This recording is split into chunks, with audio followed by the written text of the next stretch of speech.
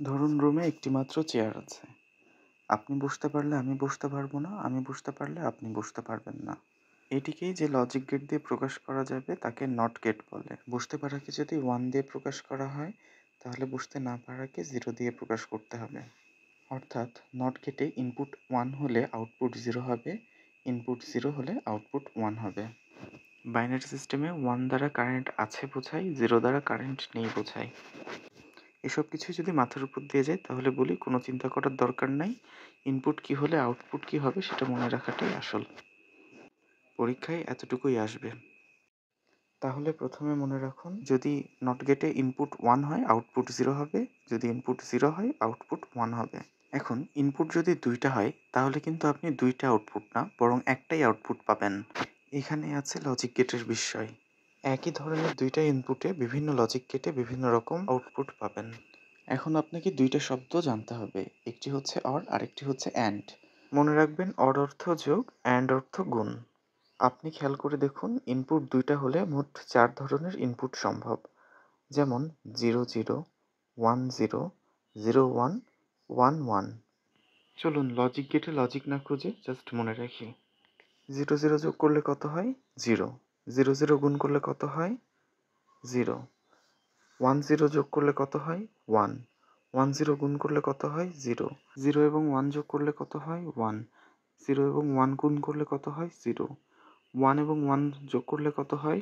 এমনিতে হবে 2, কিন্তু বাইনারিতে 2 এর কোনো অস্তিত্ব নেই, যার ফলে সর্বোচ্চ সংখ্যা 1 হবে।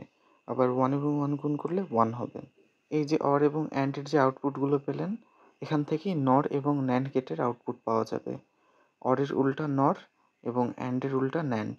আপনি নট গেট ব্যবহার করে অরে যে আউটপুট পেয়েছেন সেটা থেকে নরের আউটপুট পাবেন। যেমন 0 0 এর ক্ষেত্রে অরে আউটপুট 0, নরে হবে 1, এবং অ্যান্ডে আউটপুট ছিল 0, ন্যান্ডে হবে 1। ঠিক একই রকম ইনপুট 0 এবং 1 এর ক্ষেত্রে অর গেটে আউটপুট ছিল 1, তাই নর গেটে আউটপুট হবে 0, অ্যান্ড গেটে আউটপুট ছিল 0, তাই ন্যান্ড গেটে আউটপুট হবে 1।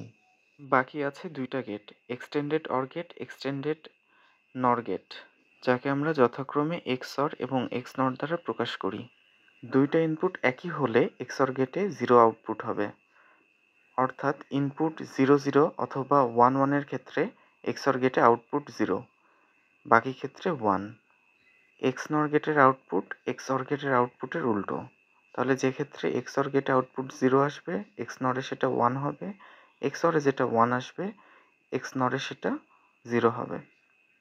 তাহলে দেখুন XOR এবং XNOR এর ক্ষেত্রেও নট গেটের ব্যবহার হয়েছে। XOR গেটের একটা বাস্তব উদাহরণ দিই, অনেকেই হয়তো দেখেছেন। পুরোনো আমলের বাড়ির সিঁড়িঘরে 2টি বাল্ব থাকতো, নিচতলায় একটি, দোতলায় আরেকটি, এবং প্রত্যেকটি বাল্বের নিচে একটা করে সুইচ থাকতো। এই সুইচ 2টা যদি একই দিকে মুখ করে থাকতো, অর্থাৎ ধরে নেন 2টাই অফ আছে, তাহলে লাইটটি জ্বলতো না। আবার 2টাই অন আছে, তাও লাইটটি জ্বলতো না। যখন একটি অন একটি অফ থাকতো তখন 2টা লাইট একই সাথে জ্বলতো। লজিক গেট বারবার প্র্যাকটিস করলে আপনার কখনোই ভুল হবে না। এই কঠিন জিনিস থেকে আপনি নির্ভুলভাবে নাম্বার তুলতে পারবেন।